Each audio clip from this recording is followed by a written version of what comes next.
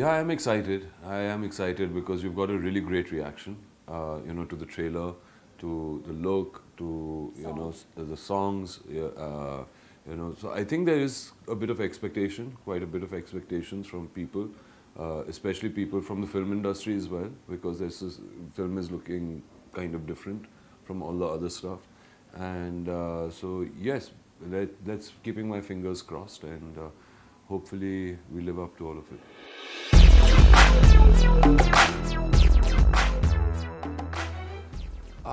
Well, actually, it wasn't like I was inspired. I hadn't got an offer to play Arun Gawli, and I was quite shocked, and I was wondering how can I be that person, and why would this person think of me as Arun Gawli?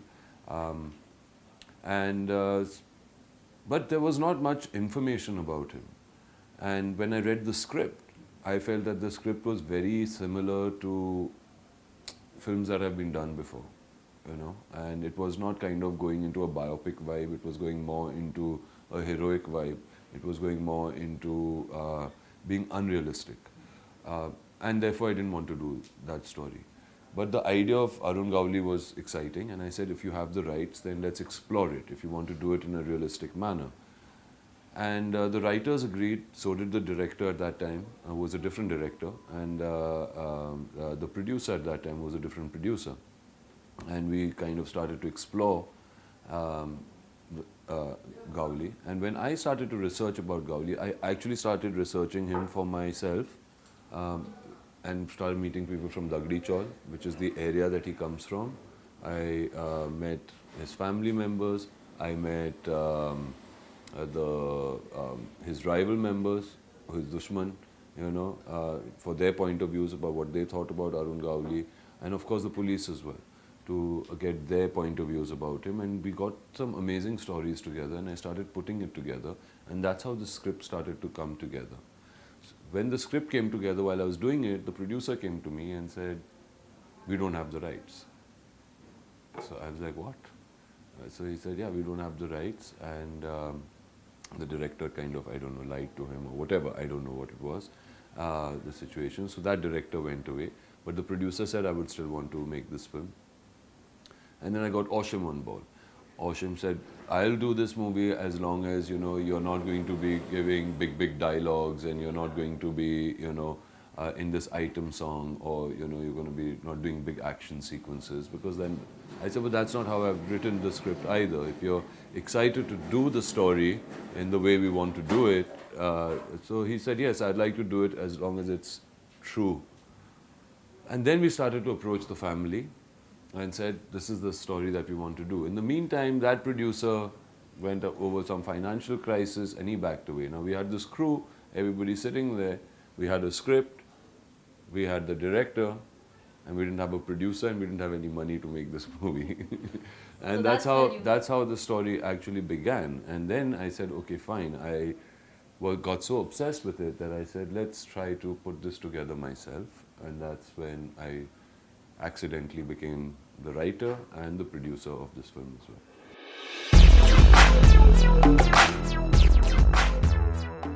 Oh no, this is what happens in life in general. Like, a lot of people think about me in a particular way because I am a public figure, and a lot of people think, बहुत strict होगा, बहुत serious होगा, बहुत intense होगा, he wouldn't be fun at all. They get kind of sometimes worried. That's the kind of feedback I get about people when they think about me. These are images that are created by ourselves in our minds about other people. Similarly, I created an image about Arun Gawli. So had Oshim, he had another image about Arun Gawli in his head. And when we met him, we were like really taken aback. We thought he would be very talkative. We thought he would be somebody who would be, very overpowering, who would maybe be very stern in many ways, or maybe, have this ego. And it was none of those. He was, in fact, very soft-spoken. He hardly spoke. He observes a lot. But he's got this gravitas of intensity where he sits and he'll just listen and he'll keep looking at you and you'll keep talking and talking and talking and he'll keep looking at you and then you'll say, "Acha,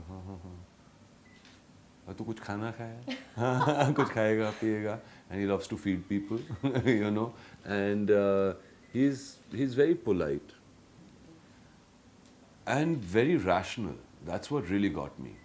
And he knows the law. He's like a lawyer.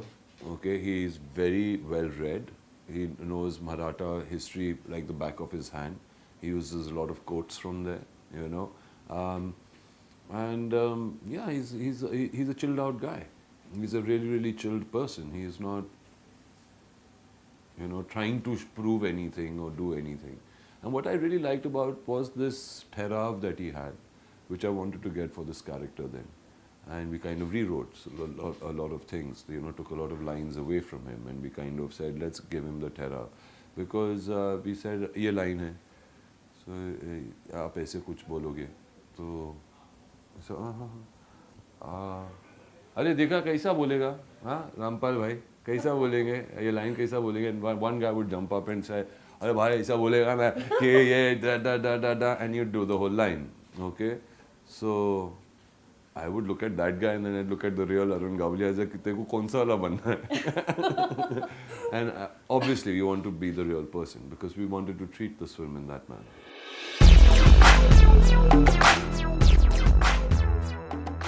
Yeah, you know, when you get parts like this, they come very rarely, you know, and I'm very lucky, I think, that it came to me and that I could do what I did with it and make it the way we wanted to make it and get his permission to do it the way we wanted to do it, which was not to show Arun Gawli the politician or Arun Gawli the Robin Hood or Arun Gawli just the gangster or Arun Gawli, you know, from the BRA gang. You know, it was not about just one point of view.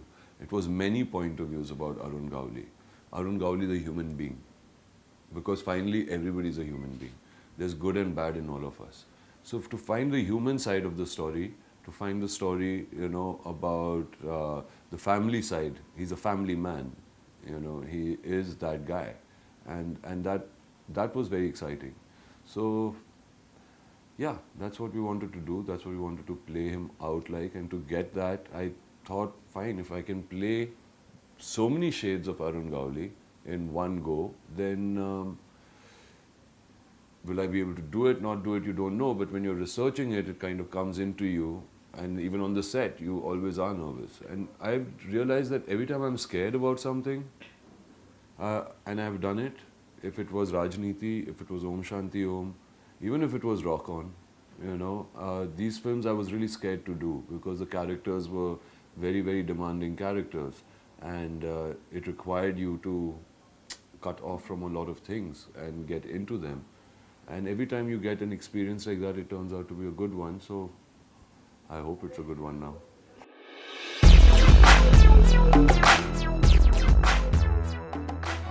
Limitations, let me see. No, he was very open. He was very, it took us time to convince him for sure. And we were also very adamant that we don't want to do a propaganda film here. You know, it cannot be about किसी की भोपू बजा रहे. You know, biopics में क्या होता है? 90% of the time, you go with one person's point of view, and they're all good, they're all lovely, they're all saints, and they're all, you know, superhumans and all of that, and it kind of gets monotonous. But here you had a guy who came from the world of crime. How can you not show the crime?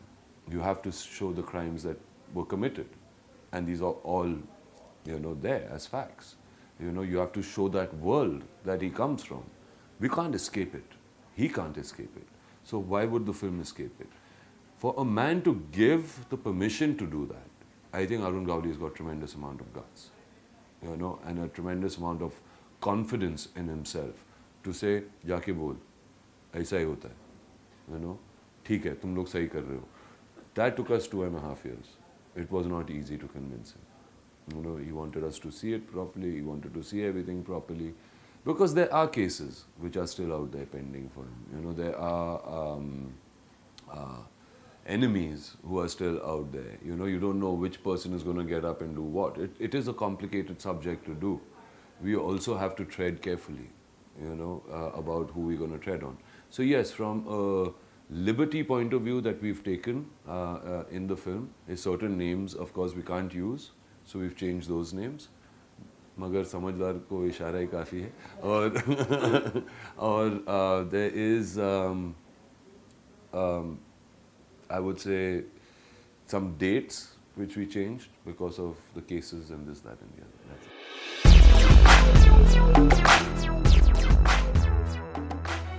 When he saw the BRA gang, now I was wondering when I was writing it, when I came across as that gang was called BRA, like bra, like why?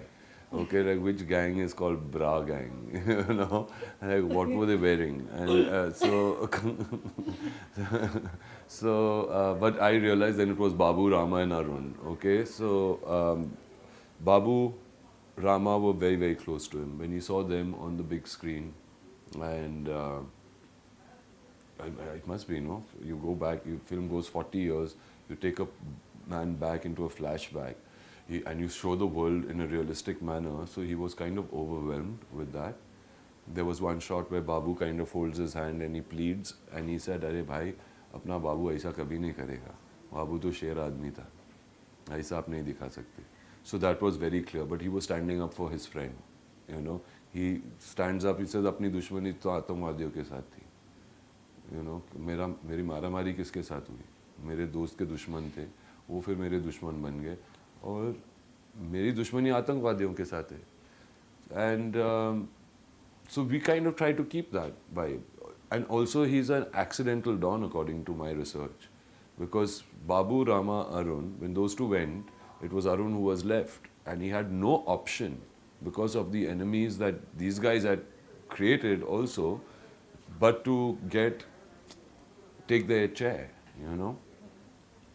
So yes, from his suggestions, he then pointed out headlines of a newspaper clipping that we had, where we said that this happened in jail, and he said, "वो jail में नहीं हुआ था, lockup में हुआ था, तो वो बदल दो." तो उन्होंने काफ़ी बारीकी तरीके से फिल्म देखी, and then he said,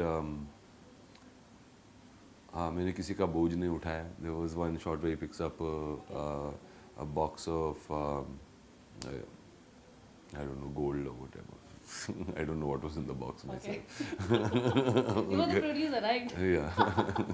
So there was some shots like that which they kind of doing it for someone, and he said that did not happen. So those are little minor things, but it helped the script and it helped the screenplay also. He had so pretty valid points.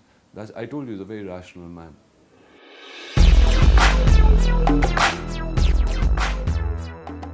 I don't know, it's a beautiful experience. It is truly a beautiful experience. I mean, I really, really enjoyed it. I really, to lock yourself up, you know, be cut off from everybody, do research, go in there, and yeah, it's an amazing job if you get it right. And I hope you've got it right. But this was an interesting story to go and research. I don't know if I'm a writer. I don't think so. You know, I think I've been in the industry for so long. We all have a great knowledge about films by now. You know, 17 years is a long time. You know, and but am I a writer? No, I don't think so. If I have to write another script, I don't think this is going to be a pattern that I will follow. No. If it happens organically, maybe I'll do it. I love this genre. I love this space. I love this space where you have crime, where you have, you know, a protagonist who's also the antagonist, and you know there's conflicts going on within that same character, and there's a world and there's a setting of that world which has got tension in it, or adventure in it, or they're like very gutsy people. So I like that space. I like that. I like this thriller, crime, you know, drama, epic kind of vibe films where you can go through periods and you can go through all of that. Yeah. Radio City.